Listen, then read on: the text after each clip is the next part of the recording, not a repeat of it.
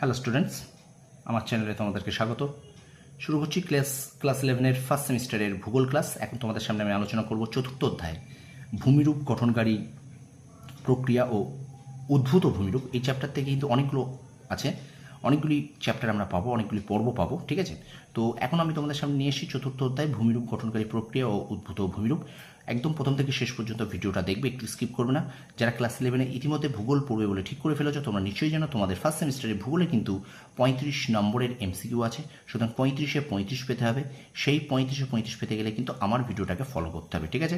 আর আমার চ্যানেলে যদি নতুন হয়ে থাকো, অবশ্যই আমার চ্যানেল সাবস্ক্রাইব করো, পাশে থাকা বেল আইকনটি প্রেস করে রেখো, আর অবশ্যই একটু বেশি বেশি করে আমার চ্যানেলটাকে শেয়ার করে দাও, ঠিক আছে।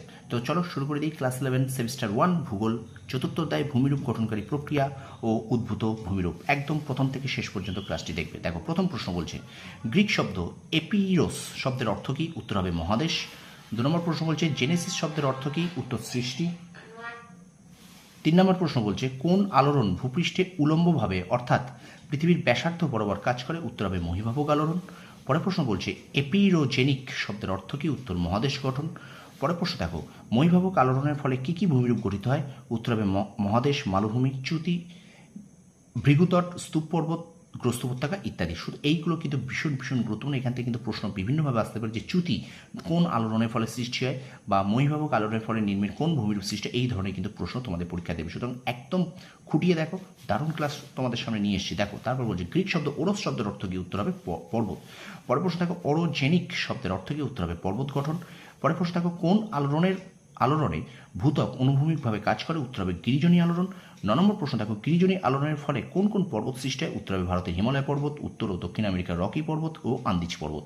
এখানে প্রশ্ন আসতে পারে যে ভারতের হিমালয় পর্বত কোন কিসের ফলে সৃষ্টি হয়েছে বা কোন আলোড়নের ফলে সৃষ্টি হয়েছে? তখন উত্তর হবে কিন্তু গিরিজনী আলোড়নের ফলে সৃষ্টি হয়েছে। তারপরে দেখো, ভঙ্গিল পর্বত কোন আলোড়নের ফলে সৃষ্টি হয়? উত্তর হবে গিরিজনী আলোড়ন।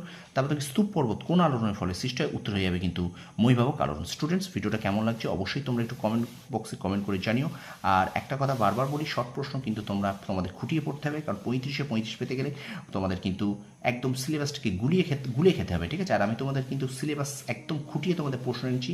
সুতরাং আশা করি তোমাদের পরীক্ষার জন্য ভীষণ ভীষণ উপকারী হবে আমার এই ক্লাসগুলি, ঠিক আছে। তো আরেকবার তোমাদের জন্য একটাই কথা বলি, যারা আমার চ্যানেলে নতুন আছে তারা অবশ্যই আমার চ্যানেলটা সাবস্ক্রাইব করবে, শেয়ার করবে, আর পাশে থাকা বেল আইকনটি প্রেস করে রাখবে। তো তাহলে চলো ভিডিওটা কন্টিনিউ করি। দেখো, পরে প্রশ্ন দেখো, ভারতের বিন্ধ্য ও সাতপুরা কী ধরনের পর্বত? উত্তর হবে স্তূপ পর্বত। প্রশ্ন আসতেই পারে যে ভারতের বিন্ধ্য কী ধরনের পর্বত, ঠিক আছে, বা ভারতের বিন্ধ্য একটি স্তূপ পর্বত, যখন শূন্যস্থান হিসেবে তোমাদের প্রশ্ন আসবে। তাহলে ভারতের বিন্ধ্য ও সাতপুরা এক ধরনের স্তূপ পর্বত। পরে প্রশ্ন দেখো, ভারতের নর্মদা উপত্যকা ও তাপ্তি উপত্যকা কোন আলোড়নের ফলে সৃষ্টি হয়েছে? উত্তর হবে মহীভাবক আলোড়ন। পরে প্রশ্ন দেখো, কোন আলোড়নে শিলাস্তরে ভাঁজ পড়ে? উত্তর হবে গিরিজনী আলোড়নে।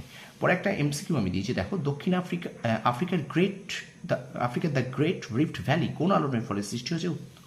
অপশান এ গিরিজনী আলোড়ন, অপশান বি মহীভাবক আলোড়ন, অপশান সি সমস্থিতিক আলোড়ন, এবং অপশান ডি কিন্তু আকস্মিক ভূ আলোড়ন। উত্তর হবে কিন্তু অপশান বি মহীভাবক আলোড়ন। 16 নম্বর প্রশ্ন, গ্রিক শব্দ আইসো শব্দের অর্থ কী? উত্তর সাম্য। 17 নম্বর প্রশ্ন হচ্ছে স্ট্যাটিক শব্দের অর্থ কী? উত্তর হবে অবস্থান।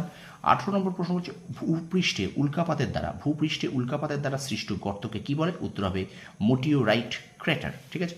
পরের প্রশ্ন দেখো, ব্যারিঞ্জার ক্র্যাটার কোন দেশে অবস্থিত? উত্তর হবে মার্কিন যুক্তরাষ্ট্রে অবস্থিত।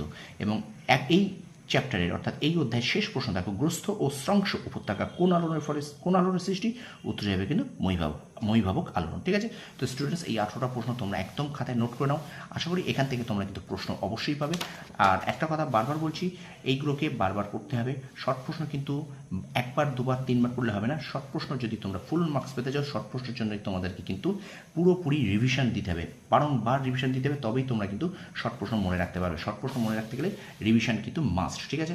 ভিডিওটা ভালো লাগলে অবশ্যই কমেন্ট বক্সে কমেন্ট করে জানিও। আর আমার চ্যানেলের প্রথম হয়ে থাকলে চ্যানেলটি সাবস্ক্রাইব করো, শেয়ার করো, আর পাশে থাকা বেল আইকনটি প্রেস করে রেখো। তোমরা সফল হও, তোমাদের সাফল্য কামনা করি। ধন্যবাদ।